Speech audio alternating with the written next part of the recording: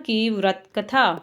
सोमवार के व्रत को लेकर मान्यता है कि इस व्रत को करने से भगवान शिव अपनी भक्तों की मुराद जल्दी पूरी करते हैं। सोमवार का दिन भगवान शिव को समर्पित है, इसलिए इस दिन भगवान शिव की पूजा और व्रत करने का महत्व और ज़्यादा बढ़ जाता है। यदि आप सोमवार के व्रत करते हैं तो आपको सोमवार व्रत कथा पढ़ना बेहद जरूरी है, क्योंकि इसके बिना आपका व्रत अधूरा माना जाता है। आइए जानते हैं सोमवार व्रत कथा। देवों के देव महादेव बहुत ही भोले माने जाते हैं, इसलिए उनका एक नाम भोलेनाथ भी है। पौराणिक मान्यता अनुसार भगवान शंकर को प्रसन्न करने के लिए किसी भी तरह के खास विशेष पूजन की आवश्यकता नहीं होती, क्योंकि कहा जाता है कि वह तो भोले हैं और भक्त की मन से की गई क्षणिक मात्र की भक्ति से ही वह प्रसन्न हो जाते हैं। अगर आप भी शिव की भक्ति और कृपा पाने के लिए सावन के सोमवार का व्रत करते हैं तो इस कथा से भोलेनाथ को प्रसन्न करें। एक बार किसी नगर में एक साहूकार था। उसके घर में धन की कोई कमी नहीं थी, लेकिन कोई संतान न होने के कारण वह बहुत दुखी था। संतान प्राप्ति के लिए वह हर सोमवार को व्रत रखता था और पूरी श्रद्धा के साथ शिव मंदिर जाकर भगवान शिव और माता पार्वती की पूजा करता था। उसकी भक्ति देखकर एक दिन माँ पार्वती प्रसन्न होकर भगवान शिव से साहूकार की मनोकामना पूर्ण करने का निवेदन किया। पार्वती जी के आग्रह पर भगवान शिव ने कहा, हे पार्वती, इस संसार में हर प्राणी को उसके कर्मों का फल मिलता है और जिसके भाग्य में जो होना है उसे भोगना ही पड़ता है। लेकिन पार्वती जी ने साहूकार की भक्ति देखकर उसकी मनोकामना पूर्ण करने की इच्छा व्यक्त की। माता पार्वती के आग्रह पर शिवजी ने साहूकार को पुत्र प्राप्ति का वरदान तो दिया, लेकिन उन्होंने बताया कि यह बालक 12 वर्ष तक ही जीवित रहेगा। माता पार्वती और भगवान शिव की बातचीत को साहूकार सुन रहा था, इसलिए उसे ना तो इस बात की खुशी थी और ना ही दुख। वह पहले की भांति शिवजी की पूजा करता रहा। कुछ समय के बाद साहूकार की पत्नी ने एक पुत्र को जन्म दिया। जब वह बालक 11 वर्ष का हुआ तो उसे पढ़ने के लिए काशी भेज दिया गया। साहूकार के पुत्र के मामा को बुलाकर उसे बहुत सारा धन देते हुए कहा कि तुम इस बालक को काशी विद्या प्राप्ति के लिए ले जाओ। तुम लोग रास्ते में यज्ञ कराते जाना और ब्राह्मणों को भोजन दक्षिणा देते हुए जाना। दोनों मामा भांजे इसी तरह यज्ञ कराते और ब्राह्मणों को दान दक्षिणा देते काशी नगरी निकल पड़े। इस दौरान रात में एक नगर पड़ा, जहां नगर के राजा की कन्या का विवाह था। लेकिन जिस राजकुमार से उसका विवाह होने वाला था वह एक आंख से काना था।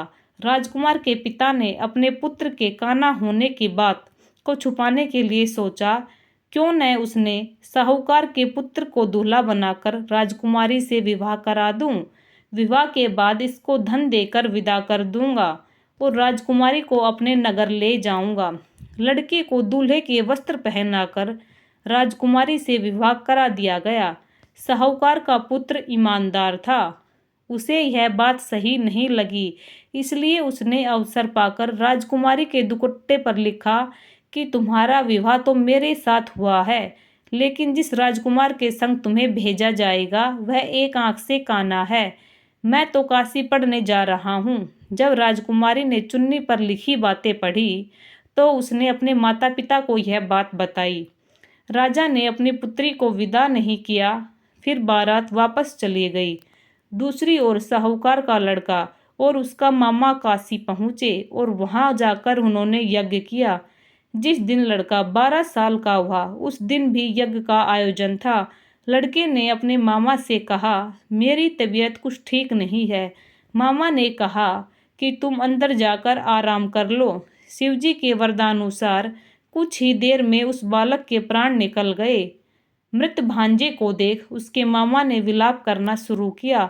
संयोगवश उसी समय शिवजी और माता पार्वती उधर से जा रहे थे। माता पार्वती ने भोलेनाथ से कहा, स्वामी, मुझे इसके रोने का स्वर सहन नहीं हो रहा। आप इस व्यक्ति के कष्ट को अवश्य दूर करें।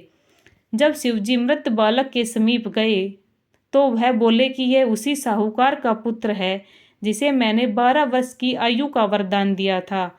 अब इसकी आयु पूरी हो चुकी है। लेकिन मातृभाव से विभोर माता पार्वती ने कहा, हे महादेव, आप इस बालक को और आयु देने की कृपा करें, अन्यथा इसके वियोग में इसके माता पिता भी तड़प तड़प कर मर जाएंगे। माता पार्वती के पुनः आग्रह पर भगवान शिव ने उस लड़के को जीवित होने का वरदान दिया। शिवजी की कृपा से वह लड़का जीवित हो गया।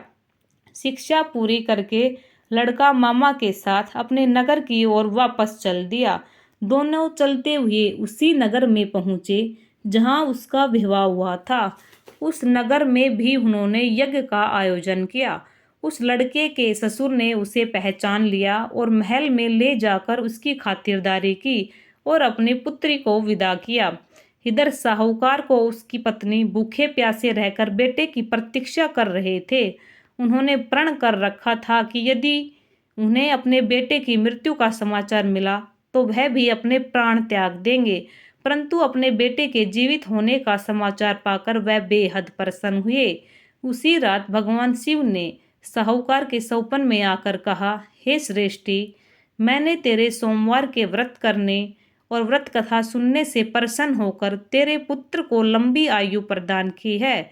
इसी प्रकार जो कोई सोमवार व्रत करता है, कथा सुनता है और पढ़ता है, उसके सभी दुख दूर होते हैं और सभी मनोकामनाएं पूर्ण होती है।